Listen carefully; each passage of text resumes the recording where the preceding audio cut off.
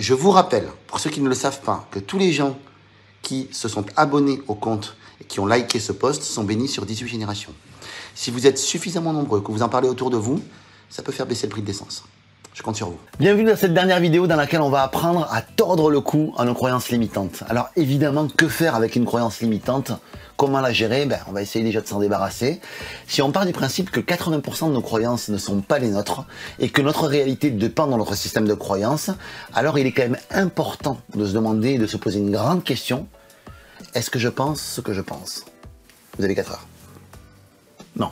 C'est vraiment important en fait, de se dire, en fait, est-ce que ce que je pense, je le pense vraiment au fond en fait. C'est important de remettre en question le statu quo, on en a parlé pendant les autres vidéos, mais c'est vraiment important de se poser, de remettre en question aussi nos propres croyances qu'on pensait probablement déjà si établies, ok? Et se demander, se poser la question, en quoi est-ce qu'une croyance, elle nous sert vraiment?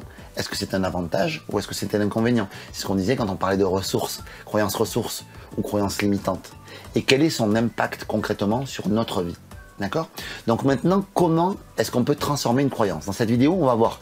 Je vais vous donner le processus et ensuite, on va faire un petit exercice pour travailler nos croyances et vous pourrez travailler ça tout le temps chez vous, avec vous tranquillement. Ok? Donc, première étape, c'est détecter la croyance. C'est ce qu'on a déjà vu.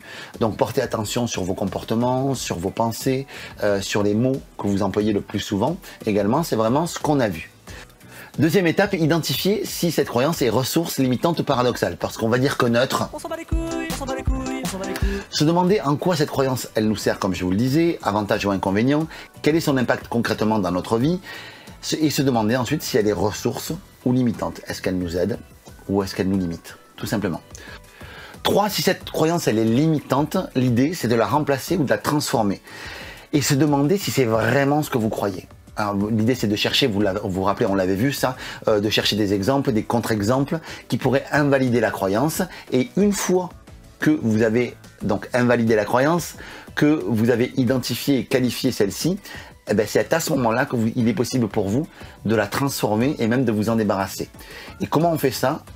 En décidant évidemment consciemment de la remplacer par une croyance qui sera ressource pour vous, évidemment, et 2, en créant de nouvelles expériences qui viendront confirmer et valider cette nouvelle croyance de manière à ne plus la remettre en doute. L'idée, c'est de faire vraiment un ancrage positif. Comme vous vous rappelez du monsieur barbu, le monsieur barbu qui vous fait tomber votre glace, puis qui freine devant votre mère, puis qui ensuite est un professeur qui vous embête. Donc vous avez créé ça. L'idée là, c'est de créer le contraire et de dire cette croyance-là, elle va être plus ressource pour moi et je vais ancrer cette croyance ressource avec différents éléments pour reporter mon système réticulé activateur sur la croyance qui vous aide à aller plus loin. On part sur un exercice? Let's go. Donc là, vous allez prendre votre croyance limitante. Par exemple, je suis un mauvais manager. Chose que j'ai pu penser à l'époque quand j'ai démarré en tant que manager, que j'ai commencé. Je m'étais dit, je suis trop jeune pour manager, je suis un mauvais manager. L'idée c'est, tiens, est-ce que je peux trouver un contre-exemple à ça? Et là, je me rappelle, j'avais pensé au moment où j'avais créé des groupes de chant et qui fonctionnaient bien en fait. Des groupes de musique où j'arrivais à fédérer, où j'arrivais à faire venir du monde. Et vraiment, j'arrivais à créer quelque chose de cool. Donc je me suis dit, tiens. Et le contre-exemple, c'était pourtant, il m'est arrivé quand j'étais jeune, alors je me rappelais de l'époque où j'avais des groupes de chant, de musique et tout ça, où j'avais réussi à fédérer le groupe déjà d'un, on était 4 quand même dans le groupe de chant, où je connaissais toutes les voix, je maîtrisais vraiment tous ces sujets-là, et j'arrivais en plus à nous trouver des dates pour qu'on puisse jouer dans différents endroits. Donc j'étais vraiment leader en fait là, donc pourtant, même si là, je me dis, tiens, je suis un mauvais manager, c'est ma croyance, pourtant, il m'est arrivé à un moment donné de faire preuve de charisme et d'être un leader. Okay. Et là, ensuite, la troisième étape, c'est d'expliquer pourquoi est-ce que à ce moment-là, j'étais un leader. C'est parce que je maîtrisais mon sujet, parce que j'avais le respect de mes collègues et qu'ils me respectaient, et j'avais réussi à avoir ce respect-là par rapport à mon engagement et à plein de choses. Donc, ok, là. Et ensuite, la quatrième étape, c'est de trouver un nouvel objectif. C'est de dire, si finalement, par moment, j'arrive à maîtriser mon sujet, j'arrive à devenir leader, j'arrive à être charismatique, c'est que donc je peux être un bon manager pour l'équipe. Et je peux manager mon équipe avec excellence si je me prépare bien, évidemment, et si je crée un lien fort avec ma team et qu'ils me font confiance. Donc là, c'est le nouvel objectif. Il comprend, je peux manager donc mon équipe avec excellence. Si toutefois, je crée le lien avec eux, un lien fort avec eux. Et voilà, donc ma nouvelle croyance ressource, c'est je suis un vrai manager. Donc voilà les amours, donc c'est vraiment important.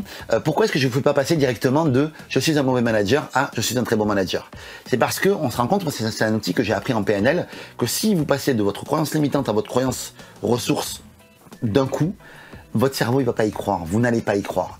Donc c'est important de passer par toutes ces étapes de contre-exemple, d'expliquer pourquoi, de nouveaux objectifs, pour que vous puissiez vraiment accepter l'idée de la nouvelle croyance ressource. D'accord? Sinon, ça marchera moins bien. Ça peut marcher parce que la répétition, encore une fois, fonctionne, mais ça marchera moins bien. Donc important, utilisez vraiment cette méthode-là, regardez ces vidéos, souvent parce que c'est vraiment, ça va transformer votre réalité d'avoir des nouvelles croyances ressources et ça va vraiment transformer votre vie, ça. Donc c'est vraiment important pour vous. Donc voilà les amours pour tordre le cou à vos croyances limitantes. Donc regardez ces vidéos, cette série de vidéos, suivez les différentes étapes pour identifier, prenez l'exercice, faites-le à foison, il n'y a pas de limite et on va se retrouver dans une prochaine vidéo. À très bientôt.